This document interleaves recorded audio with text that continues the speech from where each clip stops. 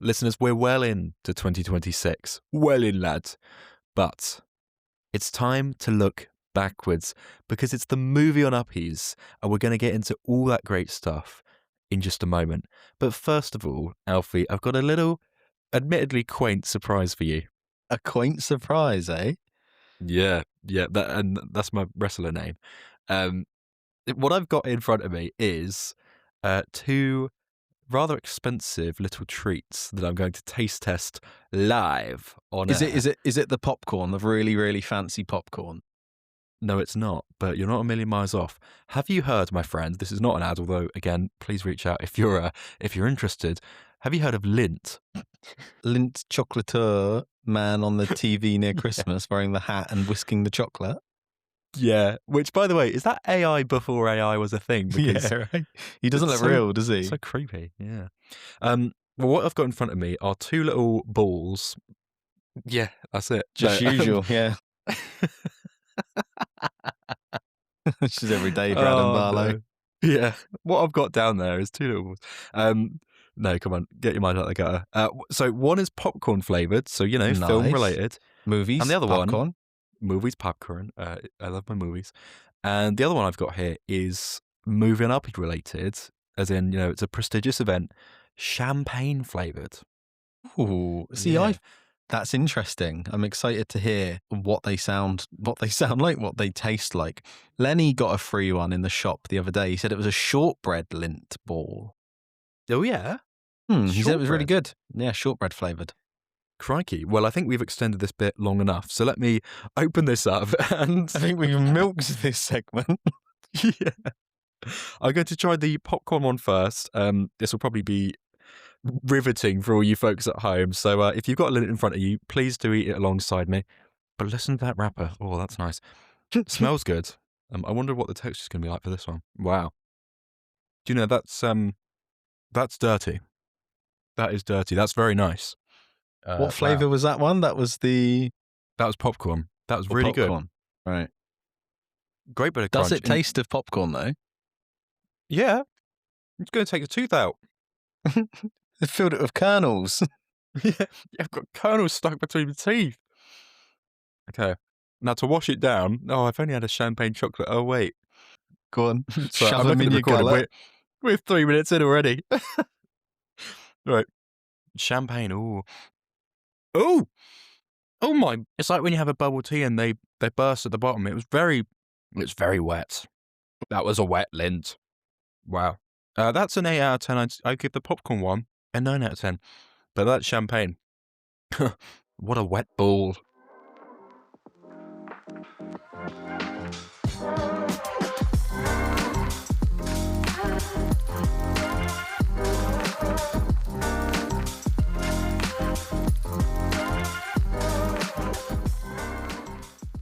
Hello and welcome back to Moving Up. As we stated just then, it's the second annual Moving Uppie Awards. Welcome everyone. Please take your seats. AKA episode 95 of the podcast. Alfie, how are you? You're good. You were meant to say, and hosting your evening is... Oh, sorry. Adam Barlow. Yeah, and Alfie Walker. Yeah. That'd be really cool. It would be. It would. It's almost like we've been doing it for, what is this? 95 episodes. Wow. Yeah. That's a bloody long time. It's a bloody long time. We've actually had a bit of an influx of followers and a couple of new listeners, and we've had a little surge in some content consumed on Spotify and YouTube even. So if you are a newbie listening and you managed to get through the drivel that was that cold open, welcome. Thanks for joining. Thanks for supporting us. Yeah. Are you well? Have you not got better things to do with your time than listen to a man open Lindt balls for 4 minutes at the beginning of a podcast? As Adam said, we are doing our annual. This is the second annual Movie and Uppies. This is our awards. We're going to be going through our categories, and we've also got a little bit of participation from some of you guys, a few emails, a bit of social media feedback. So yeah, we're going to be going through it. Only the one film. So are we getting to the main event first, or are we going to talk about maybe, what else have you seen this week, Adam? Have you watched any other films? Have you caught up on any of the predicted Oscar noms? No, well, I rewatched Hamnet, which was great again. I mean, go back and listen to my London Film Festival review from October time. Just a really stunning, moving film that is, really, really quite a difficult watch, but brilliant. And so well acted by both Paul Mescal and Jessie Buckley, who I think has to win the Oscar for Best Actress. If it goes to anyone else, I'm going to riot. Alf, I know you've been catching up because every time I open my letterbox, you're there. Like, Alfie's just watched this. Alfie's just watched that. I'm like, all right, mate, give it a break. We get it. You like films, mate. Go and make a podcast then, is what everyone's saying. And their wish shall be granted. I have been consuming all of the films that are predicted to be the Oscar noms. So any that I've missed out on this year, has been documented over the past year. We've been very busy renovating a house, so it meant that a lot of films just unfortunately passed me by and they were left to Adam to review. But I've happily gone back and watched about, I think probably about 10 by now. So I watched Sentimental Value last night.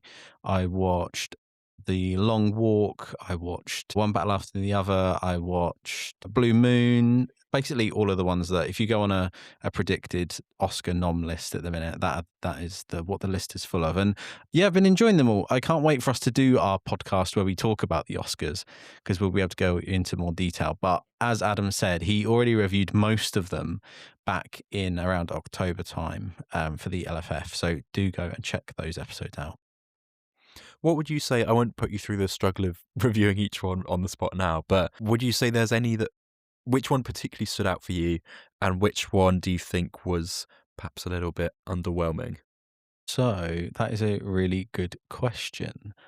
I think that I guess there's a bit of an insight into what you're going to be hearing in a minute with our move on Uppies, but I Swear was absolutely excellent, and I know that was raved about by many and yourselves and especially Mason on Instagram, but no, it really was good. It proper made me cry, and it made me cry like multiple times through it. It was really quite that was proper good. That was a real standout. I enjoyed One Battle After Another, actually. I didn't think I was going to. I find Leonardo DiCaprio a little bit samey, but I really enjoyed it. And I thought Benicio del Toro was also excellent in that, which I'm seeing he's been pinned for supporting actor, which is kind of crazy because I feel like he isn't in that film much. But what he is in the film, I thought he was really good. I rewatched Sinners as well, which is definitely a top pick for the year for me. And Blue Moon, I was nice and surprised by that. I was surprised at how funny it was. I didn't think it was going to be a comedy, but I think it is sort of gauche and sort of quite outlandish in its language and its script and its themes. That actually it took me by surprise and I really enjoyed it. Amazing. Well, I'm glad you've found some highlights of last year that might have passed you by because you've been such a busy boy. You know what though? We should actually take a moment to mourn the end of House Chat. I think a segment that never really got going, but could have been one of the best. Could have been. People love our segments. Kane's Corner, A-List Star, Peter Serafina List. They're constantly reoccurring and people really like them. That's why we've got so many viewers. I think House Chat could have really added to the roster, Yeah. I actually hope you buy another house and make that your project for next year. That would be ideal, actually. If you could get on that would be much appreciated. Okay, the listeners asked, so, we're they waiting. Ask and they shall receive. Yeah. Right. Enough stalling. Let's get to the main event. Let's start the movie on Uppies.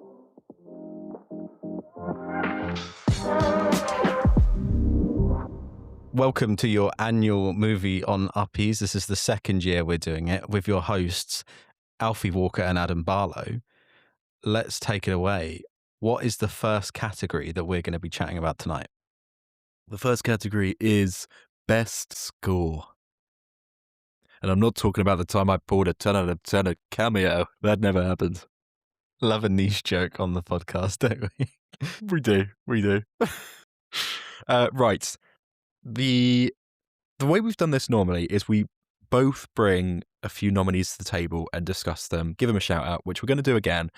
Um, Last year, we sort of agreed before hitting record on an overall winner. We forgot to do that this year. So you're going to get a behind the scenes sneak peek as we no doubt argue to the death about who should win. So this will be interesting. Let's hope we have some overlap for the sake of the podcast, because if the arguments do get too heated, then this is the end of our careers. But let's hope this goes well. So let's reel them off. What are some of your best score shout outs that you want to give? Best score. So for me, I've got 2 picks for this that I've brought. So my first one that I've brought is Sinners. Okay, Banger. that's good that we're agreeing so far, I must say. Yes, phew. I also had Fantastic Four First Steps. Maybe something that came to my mind. I had to think for this category, what have I listened to since seeing the film? What have I revisited a lot as well? And I've got to say, Fantastic Four, if I'm walking along the street, I'll find myself humming bits of it. I'm like, what is that I'm humming? Oh, it's Fantastic Four. Yeah. Because it normally like, Fantastic Four. And people will look at me weirdly. But yeah, I'm normally humming that. If you see me zone out, that's playing in my head. You must have loved that Doomsday trailer the other day when we got the sneak peek of The Thing. Yes. Oh, bless him. The worst of the four, but still nice to see him. Still one of them. Another film, or the other film that I've also picked, was Mighty Supreme. I think, yeah, the blend between it being a film set in the 50s and the 80s, like needle drops, I think it blends a really good mix between both of those sort of decades and keeping it really quite high octane. I think it's got, at moments, it's got similar sort of quite keep your blood pumping kind of tracks, almost like Challenger did, not to that extent because that soundtrack's insane, but there's just certain parts of it that I've listened to since the film on the way to work and stuff, and I've really loved it. Yeah, great shout. Final one I had on my list was, of course, We Live in Time. Be prepared to hear me talk about that film later on in the episode as well. I love that soundtrack to absolute bits. I use it on my stories a lot of the time. It makes me cry whenever I listen to it without fail. I I ordered the whole thing on vinyl from the A24 shop back in December last year, and oh my gosh, it set me back like 80 quid with shipping. It was really extortionate, and I'm actually yet to take it out of the packet. But when I do, gosh, the crackle, that analog sound is going to be so sweet. You just got to buy a vinyl player first, Adam. But yeah, well, I've got one, but it's buried under Lego. What's your initial thoughts then? What do you think the top winner here is? I must say I haven't seen We Live in Time yet, so I can't vouch for it. I know how much you love it, but I'm sure you're going to be mentioning that more times along the way here. So yeah, I'm willing to let the We Live in Time one slip for one category as long as I shout about it in a different one. But yeah, I think seeing as we both mentioned it, it feels right to give it to Sinners. I know Miles Catton has just been announced today, at time of recording, that he is one of the BAFTA Rising Star nominees, nice. and I think that's so well deserved. I mean, that scene, we don't have a best scene category, but the moment where he sings that song in the barn and like it starts sort of dissipating all around him, and like just the generations of music coming together is so incredibly powerful and interesting and fun as well. And I think for me, it probably is scene of the year, and it's down to the soundtrack and the playfulness and sort of twangy guitar that's throughout that film. And it feels like a Western, but an up-to-date supernatural horror film as well. It's such a great eclectic mix. And then I believe that's by Ludwig Göransson, right? And then he won the Golden Globe for that just this past couple of days. Yeah, exactly right. I mean, he's been an absolute, I don't even know what metaphor to use. He's just absolutely killing it at the moment. I mean, you think he sort of broke onto the scene with things like The Mandalorian back in 2019, and then has since won the Oscar for Oppenheimer, and now this as well, and several other things that we haven't even got time to mention. But just a real powerhouse in the soundtrack part of the film world, I guess. Yeah, I think he's going to start he's going to be going down in history. Like I think give it 10 years time and people will list him like alongside Howard Shaw and John Williams and people like that. Yeah. I think genuinely, yeah, it's so good. It's so good at what he does. Alf, what's our next category this evening? The next category, taking it down a tone, I guess, we've got biggest disappointment. The film that you maybe were excited for and you tuned into and didn't enjoy as much as you like, or I guess the film that you've gone into with mid expectations and then left really disappointed. Yes, which is a great segue for me to mention that bitch, Ellen McKay. Oh my god, just so. I mean, I think it's fair to say we heard about this film about 2 days before it actually came out, and we were going through the cast list the episode before. An Oh my omen, gosh, some would this could say, be if you only hear about yeah. a film 2 days before. Yeah, dramatic irony.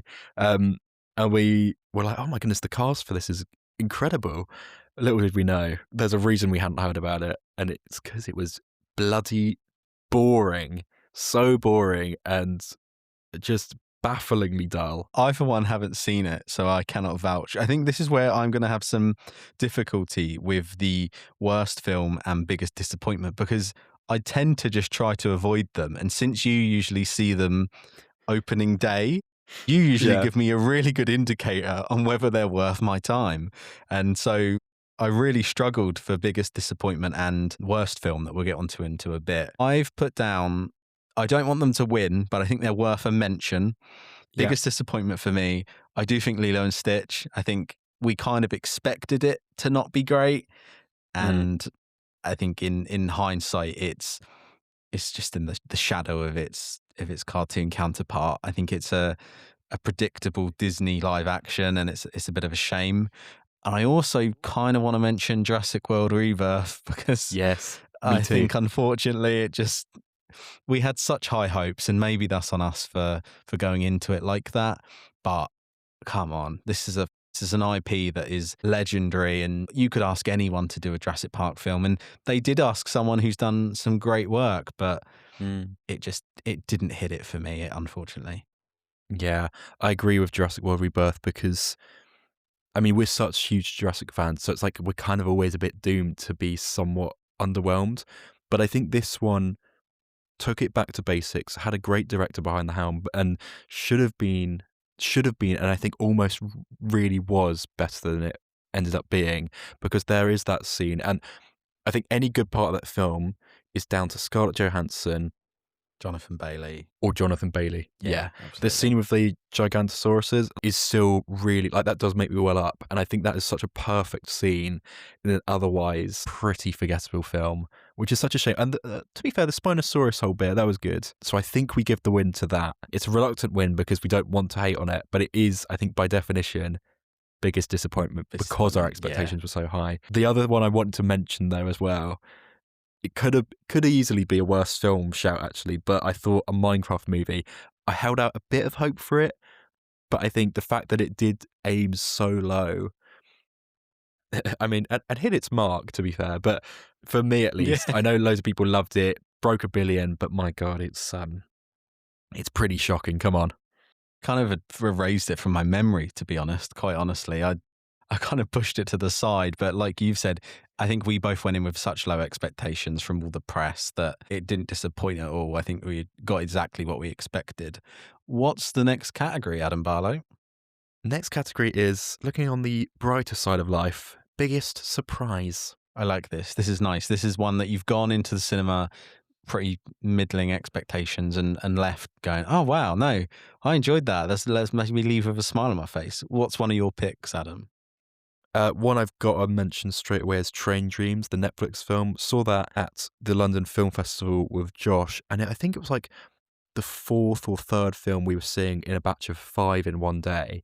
So it got lost in the shuffle. There were other films either side of it that I was more excited about, and I didn't know anything about it. Just went in. Apparently reviews were good, but I hadn't seen anything about it, so I was just taking Josh's word on it, and that alone. I trusted him, put my life in his hands for 2 hours, and oh my goodness, it's a really superb movie that's really sad. Could have honestly, in fact, well, it was in my top 10 if you've seen my top 10 of 2025 last year.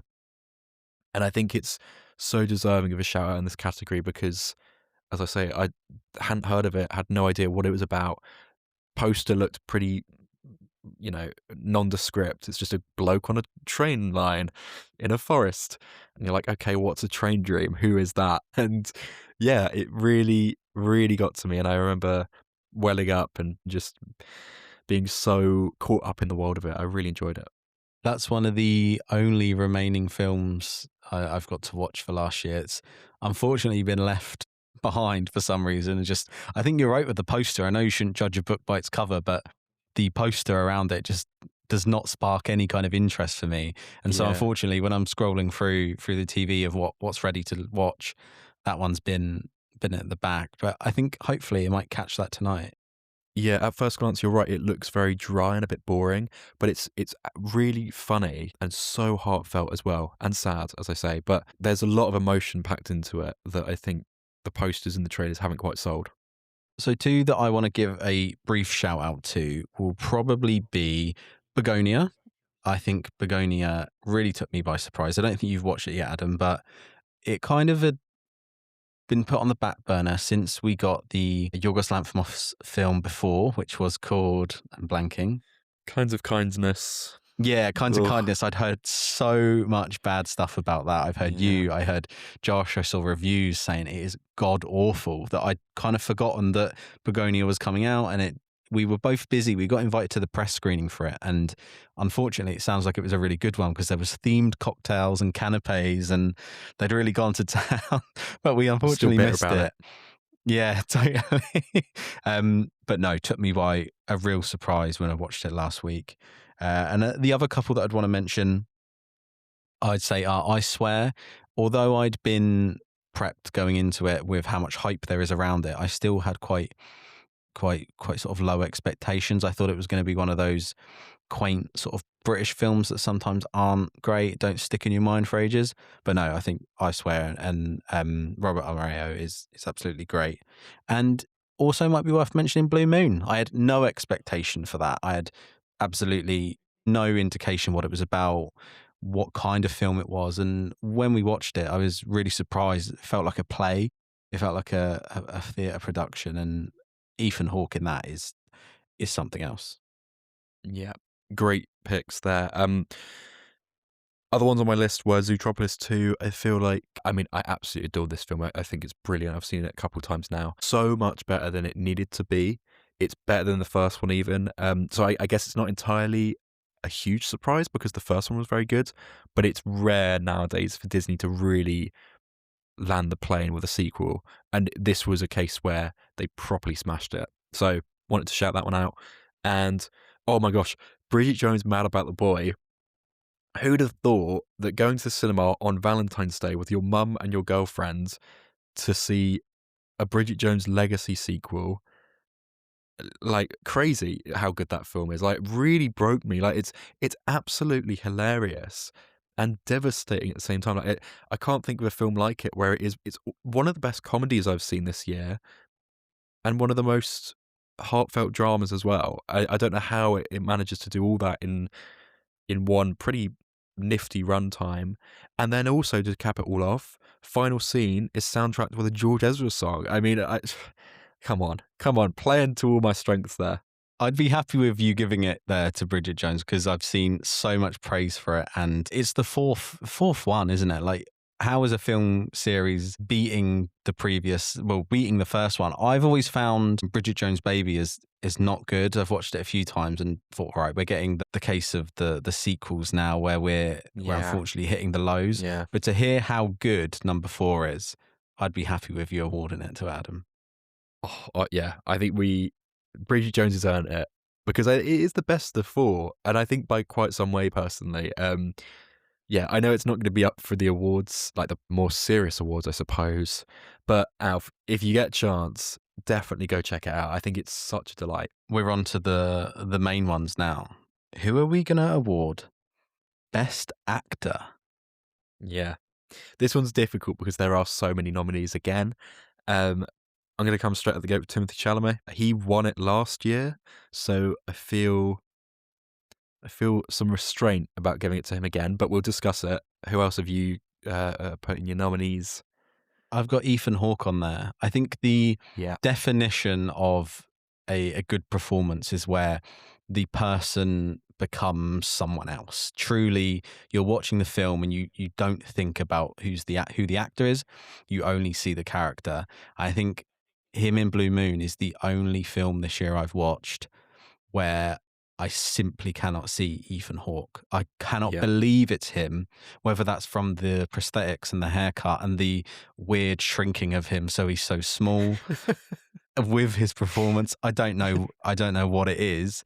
I think it's outstanding. I hope he wins the Oscar for it. I think I'm that much of a fan. Yeah, Ethan Hawke is one of my choices. I also had Timothée Chalamet on there, exactly like you said. He just embodies what it is to be like a really successful young and upcoming actor. I think he's clearly going to be the Leonardo DiCaprio of sort of our generation, and it's so cool to see him sort of to grow on. Who else did you put down on your list for best actor? Yeah, not on my list, but as you mentioned DiCaprio, I did think he was very good in One Battle After Another. I think it's the best role I've seen him do. Admittedly, I got so many blind spots with him, which is such a shame. But yeah, I thought he was very good in that. I put down Josh O'Connor, who got a shout out last year for Challenges, but again this year he was in The Mastermind. He was in um, History of Sound that we both saw, and what Yeah, else? absolutely. Oh, Wake Up Dead Man, of course. That's the main thing I wanted to shout out. I think he's bloody excellent in that. The fact that he's kind of almost steals the spotlight from Daniel Craig's Benoit Blanc is a crazy thing to claim, but it's true. Like, he is It's so impressive. good in this. Yeah. Um, yeah, I think it's a brilliant, heartfelt role, and again, really funny as well. So great that they managed to blend that together. And who else do I have? Pedro Pascal. Hear me out. Perhaps for some, maybe he had a bit of a disappointing year, but I think he was very good in Eddington. Really liked him in that. He was the better part of The Materialists, albeit an underwhelming film. And I'm probably not selling you on this. And what else did he do there? Oh, Fantastic Four, of course. I keep forgetting. Like, I I haven't put it in my best film, but I really adore Fantastic Four. You've heard me bang on about it for the last 6 months, so I'm not going to bore you again in this episode, but just know he's there because it's Pedro Pascal. He's always getting work, and he's putting his heart and soul into everything. And I think there's moments in Fantastic Four where he'll say a line that is just a thrower line for any other actor. I'm thinking specifically the bit where they're facing down Galactus and he's looming over them, and he's like, "I'm going to take your baby. I'm going to rip it out." And he's like, "You will never have our planet, and you will never take our sun." And his voice is trembling, and it's just like such a quick cut, and you're like, "You've gone to town there, mate." There's certain lines. I think he does disappear as Mr. Fantastic there. I know people said he was even miscast. I don't agree. I think he's best one we've had yet. And I'll go to my grave. I'll die on that hill happily. So I will strongly shout out Pedro Pascal. Do I have a crush on him? Yes. But that's by the by. Um, I think we give this one to Ethan Hawke. I think you're right. No one has disappeared as much as he did in Blue Moon. I'm so happy to give it to him now. Like I said, I really hope he gets the Oscar. I think it might be time because he's sort of like Leo got with The Revenant. I think they've gone right. Maybe it's his time to win. The same way people thought that might be Ray Fiennes' turn last year with Conclave. But no, Blue Moon took me by surprise. I really enjoyed it. Something so different and fresh. And yeah, I'm happy to give that to Ethan Hawke there. Amazing. Moving on then to Best Actress. One of my nominees is Amanda Seyfried, who is in a middling film, but I think really makes the whole thing work in The Testament of Anne Lee. It's a very physical performance, not always a comfortable watch by any means, but a really interesting piece of work that I think has gone slightly under the radar, got a bit lost in the shuffle at the LFF for me personally. But when I look back on the year, I do think she did a brilliant job there. Never saw The Housemaid, so can't comment on that one, but she's very good in The Testament of Anne Lee. So there we go there. Alf, who have you got? I only had one. Me and Adam spoke briefly before this episode, and we just mentioned that it's either on us for maybe not flying through more films, or it's on the industry. Don't want to blame them, but I feel like there's a slight lack of just female performances this year. Like how passionate I was last year about some of the nominees at the Oscars, and like Demi. Well, that was was that last year or was it the year before? But Demi Moore with The Substance. Like, I feel like there was huge standouts, and we were looking through, and I struggled to find as many, which is a shame. The one I would really push is Emma Stone in Begonia. I think she was great.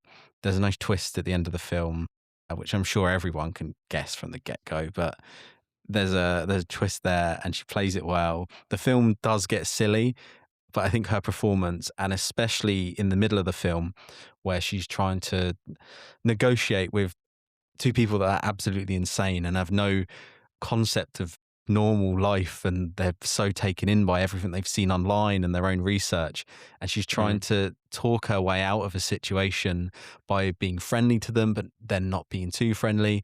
I think she does such a good performance in Begonia. It sounds interesting. I should go and check it out. Yeah, a valid nomination for sure. But let me cook. Eva Victor from Sorry Baby was outstanding. She writes, directs, and stars in Sorry Baby, and I think is the most underseen. And in my top 3 of last year, I've got to say I bloody loved it. And she's brilliant. Again, really funny, really heartbreaking. It's that blend of comedy and a little bit of trauma that I love. So there's Eva Victor there, and then toe to toe, my favourite, Miss Florence Pugh in We Live in Time, who has a role that, to be honest, is, if I want to be objective, I guess, if I want to step away and remove bias, I think is maybe a bit of a cliched role. It's a mother who wants to excel in her career, but also is struggling with cancer and has to, sort of tugged in many ways from side to side, and has a very difficult job to play, but is still a powerful and strong, loving mother. And I think she plays it wonderfully and broke my heart. And I've never walked out of a film feeling so utterly beaten up emotionally as I did when I saw We Live in Time for the first time. And it's entirely down to both Andrew Garfield and Florence Pugh. But I also had a similar experience with Sorry Baby, so I'm really torn between the two. I don't know. Is it too easy to give it to Florence Pugh? That's the thing. I don't want people to be like, "Oh, you've only give it to her because she's your celeb crush." And yes, but also she's brilliant in it. And I don't know. Help me out here. You flip a coin, mate. I think Eva Victor's the one to give it to. The amount of rave I've seen about this Sure. performance and everything that goes with it. I mean, it being in your top 3 as well, I think that's pretty spoken for. I'd say give it to her. That's very true. Yeah. I'm happy with that.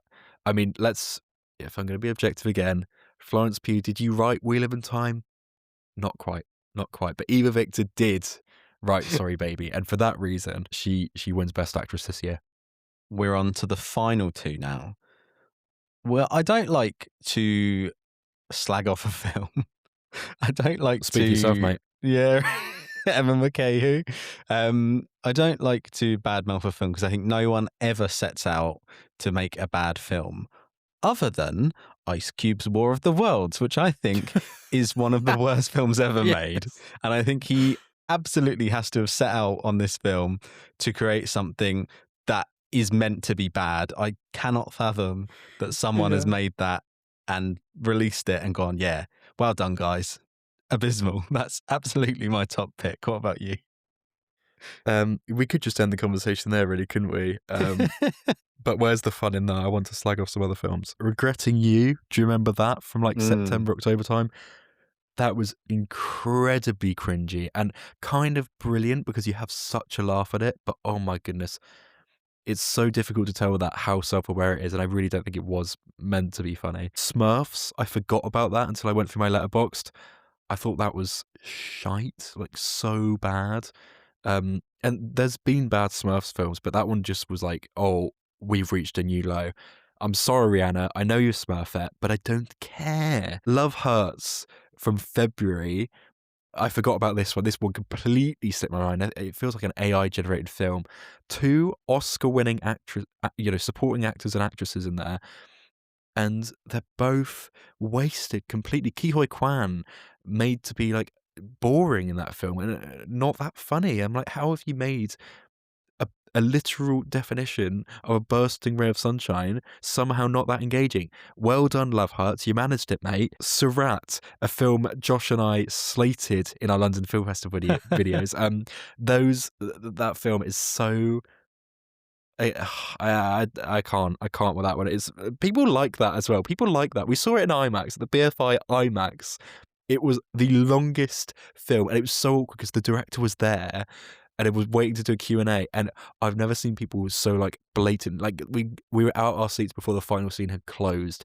It was like it was damning. It was so bad, and then.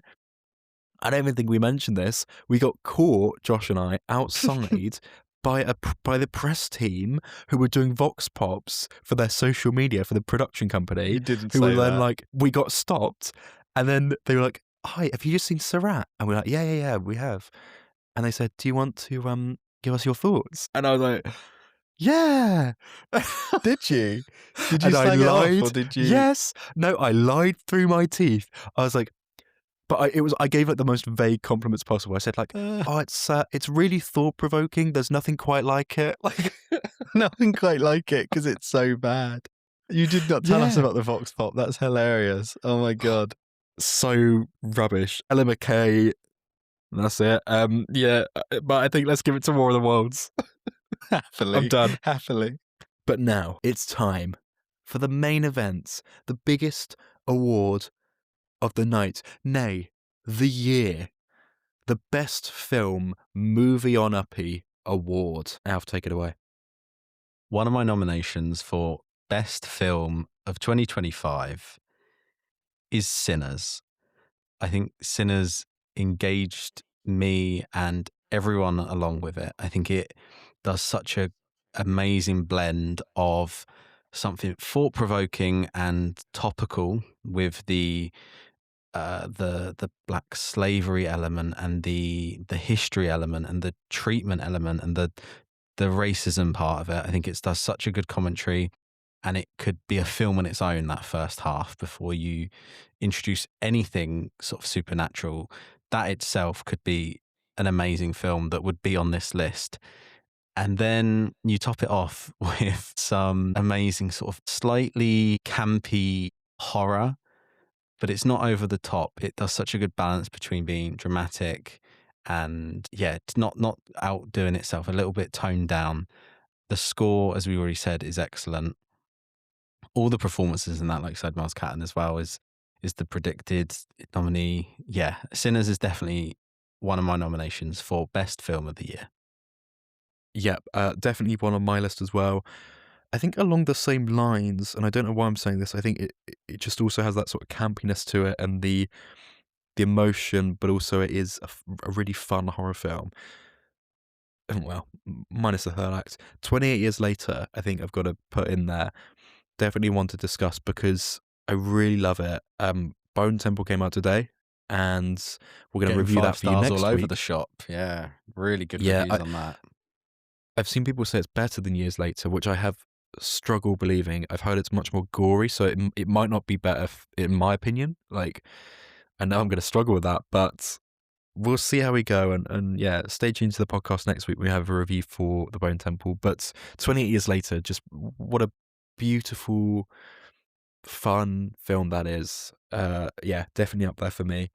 Marty Supreme, of course, squeaking in the nth hour, the ninth hour, or the 11th hour rather. There's 12 hours on the clock. Jeez, cut that out. I know how to read the clock, guys. Please don't come at me. We've got to say Marty Supreme, right? Surely that's definitely up there as one to discuss. Absolutely. I wholeheartedly agree with 28 Years Later and Marty Supreme. I know you can't comment on this one, and I wouldn't give it the winner, but I think Weapons is really excellent. And I think those three films that we've mentioned, I guess 4 minus Marty Supreme, prove how much of a great year it's been for horror, which is so good to see as someone who's a huge fan, to see so many of these films being horrors and being really highly spoken about. I'd also potentially mention as another one, I do think One Battle After Another is excellent. Yeah. I think it's thought-provoking and incredibly timely the whole way through. And I think the arc that the characters go on through the whole film is so complete and whole. And I don't think there's any surprises really. But yeah, I think it's proper excellent. And we didn't mention Sean Penn on Best Actor, but he is truly good in that Yeah. film as well. He's Yeah, really yeah. good. I literally blanked on that. He is excellent. one of those villains that you just love to hate. And there's been in some really good villains this year, actually. I mean, in 28 Years Later and in, of course, Sinners as well. Some, yeah, real great villains across the board. Sorry Baby as well, I put in there, and We Live in Time as well. Both top 3 films for me. But again, I appreciate there's probably some bias there. So, yeah, it's really difficult to pick between those sort of top 4 or 5 that you've thrown out already, Alf. Yeah, I'm really struggling, but I think it's a great place to be in because last year we did have a hard time picking our Best Picture winner because we were like, well, oh, do we have to pick one of these? Like that was our Yeah. response. We preferred films outside of that roster, but here we've got like a good handful of 5 where, to be honest, they're kind of the same level for me. I don't know how we put one above the other, but let's try. He says naively. I agree though. Like, I feel like last year it was, as much as every year I enjoy the films that come out, sometimes I struggle to pick it. But like you've said, 28 Years Later, Sinners, One Battle After Another, Mighty Supreme are the ones there that I've seen, or of all of those. I, it could be either 4 of those, and I would be ecstatic to have them as a Yeah. winner and win anything at the awards as well, like the Oscars and that. My gut instinct, just looking at the 4 next to each other, is maybe Sinners, which is because I don't know why I'm saying that, because I gave One Battle After Another. No, sorry, I gave Mighty Supreme 5 stars, and I think the other 3 are all 4.5 from me at the moment. But then I gave like We Live in Time and Sorry Baby 5 stars. So it's like the star rating is arbitrary. Don't like pay too much attention to that on Letterboxd. But I'm thinking Sinners just because that first hour, as you say, is kind of a film on its own, and for me encompasses a similar energy to One Battle After Another at times. Mighty Supreme is maybe a bit messy. I don't know. I don't know why I'm saying that, but it's just an inkling I have. And then 28 Years Later, is it a little bit silly at times? I don't know. That's my thinking. Just by process of elimination and me like really splitting hairs, I'm going to go with Sinners. I could agree with that. I totally agree. I think Mighty Supreme, I loved it. I gave it 5 stars. I do think recency bias is always a thing, and I think maybe that would drop to a 4.5. Like you said, Yeah. the star ranking is so arbitrary. I do think it maybe has a couple of faults. 28 Years Later, I haven't watched it again. I'm meant to be watching it this weekend. Lenny's texted me and said, "Can we watch it?" Because he hasn't seen it, and I'd like to watch it before I go see Bone Temple. And yeah, in my head, it's got a real aura around it, and I'd happily say it's a winner. But I think you're quite right in saying it is a little, it's got a few things in it, a few elements that are maybe a bit silly. And I think it's a tiny bit too derivative compared to the first. I think it really, it goes out there and knows what it's doing. And some people have obviously loved that. And I think maybe in hindsight, I might not. I'd be happy giving it to Sinners. I think like you said for this whole podcast, splitting hairs, I think that's arguably, you could show that to anyone, even if they're not a huge horror fan, and they'd love it. Because Jacob does not like horror, and I showed it to him, and he really enjoyed it. I think it's got enough in there for everyone. It's got enough commentary and stuff. It's got enough meaning. The Yeah. acting is so excellent. I'd be happy to give it to Sinners. I think it's perhaps the most accessible of the 4, which is a good point to make, and maybe the most fun, I think. Yes, If I had to rewatch one of these films tomorrow, I think I'd go Sinners. So rewatchable. Yeah, totally. It's the most let's rewatchable. let's cautiously lock that in as our best film of 2025. It was difficult, guys, but we've got there. Let us know your thoughts. Just like Josh Brooker did, who emailed in this week. Let's have a look.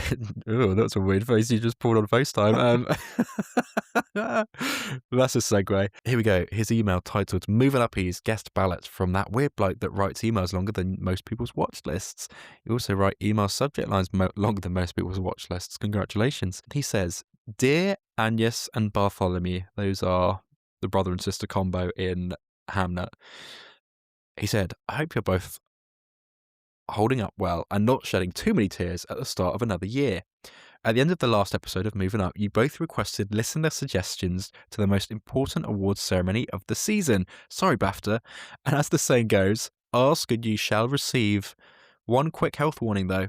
As much as it pains me to leave Jessie Buckley's visceral and striking performance in Hamnet off the list, as it's technically a 2026 film, on these shores, I've had to cut it. I will say that I think it's probably the best performance of any actor that qualifies for this awards season. I agree. We also didn't mention too much about Sentimental Value.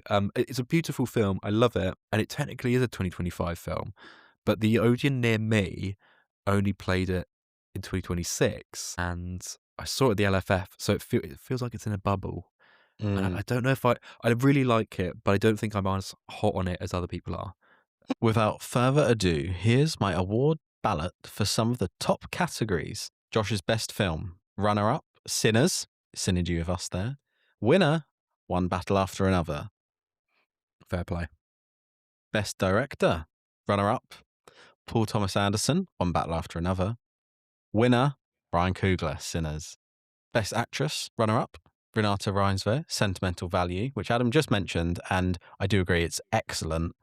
It just didn't have much of an impact on me, which I think might be because I don't have anything in that area. I think if maybe you've got an estranged father or a slightly broken family, I think Mm. Sentimental Value would absolutely kick you in the stomach. But we're both from two very quite Quite. normal, safe households with a mum and a dad. So I don't think we've got much to ponder on there. But I've seen people who Yeah. have some trauma in the family department being like, wow, this Yeah. film has done It's everything so for me.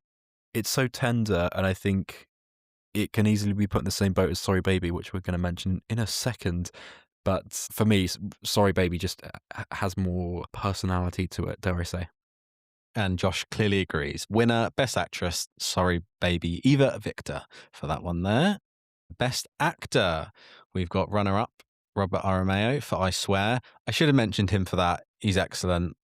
Transformative performance. He's really good. What have I seen him in? I've seen him in Rings of Power and I've seen him in I Swear. And yeah, two totally different performances, as you can imagine, embodies the role. But Josh's winner is Ethan Hawke for Blue Moon, same as us. Best Supporting Actress, runner-up, Teyana Taylor, One Battle After Another. Winner, Odessa Azion from Marty Supreme. You mentioned her a lot when we did our Marty Supreme review as well, didn't you? Yeah, we don't have a supporting actor or actress category at the Moving Uppies. Maybe we'll have them in next year. But yeah, I think that makes sense. We couldn't really throw her in these categories here. I think her role was just a bit too small. Best Supporting Actor, runner-up, Miles Catton. Winner, Sean Penn, One Battle After Another. I get that. He's, like you said, he's so evil, but you've got a smile on your face at the same time. Best Score, runner-up, Bryce Dessner, We Live in Time. Adam will be happy with that one. Yes. And we've got two here winners for Best Score. We've got Ludwig Göransson for Sinners and Daniel Lopatin for Marty Supreme. I love the way Josh just decided to give two. And then Josh finishes by saying, and to add a pair of potentially hopeful, halfway decent suggestions to the Moving Uppies, which is an excellent category. Best use of a needle drop in a film. Note, not best needle drop heard in a film. Runner up, American Girl, Tom Petty and the Heartbreakers, One Battle After Another. Yeah, that was great at the end. That kicked it off. Winner, basically any of the songs used in Marty Supreme. But let's say I Have the Touch by Peter Gabriel. Yeah, the needle drops in Marty Supreme was so impressive. Yeah, that's a clear winner for me. Then his other one was most out-of-pocket movie moment, runner-up, Gustav giving his grandson The Piano Teacher and Irreversible on DVD, Sentimental Value. And then winner, anything Marty says about Bela Kletsky or the Holocaust and watching cave performers like getting your cock sucked by a vacuum cleaner, Marty Supreme. Yeah, it's got some moments in it, isn't it? Yeah, it definitely has. Amazing. He carries on by saying, and while I'm at it, here's a few names to throw in for other categories from the last movie on Uppie's worst film, The Alto Nights. God, yeah, we missed that one on Josh's warning. He said, how do you turn one of the most intense mob rivalries into a film that makes Ella McKay seem like Marty Supreme? Good Lord. That's absolutely crucifying, isn't it? Biggest disappointment, Materialists. It's not bad. It's just nowhere near as great as Past Lives. Yeah, that's a good shout. Biggest surprise, I Swear. Yeah, good shouts all around there. He said, thank you both for all the great episodes of 2025 and for suffering through my various correspondences. May 2026 be a year of great successes for you both personally and for moving up. Down with awards category fraud, up with PTA finally getting some awards love. Regards, Lightning. Cheers, Josh. Lovely as always, and solid agree on those. To be honest, there seems to be quite a consensus going on between the actual winners, the award predictions, us, what I'm seeing on Letterbox, Josh. There, everyone just seem to be on the same wavelength this year.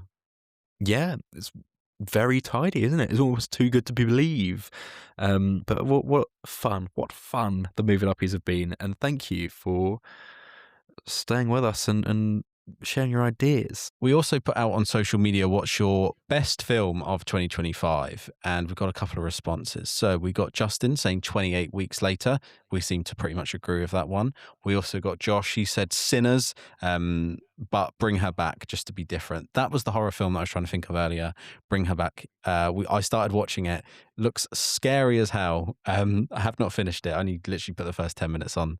But he said Sinners. And then Rory has said Wicked for Good. We didn't give Wicked much love in this list, did we? But Wicked for Good was all right. Yeah, it's fine. It's fine. It's decent, but such a departure from the first film. And then finally, we've got I Swear. Ryan said this. He said, I swear, I need more people to talk about it.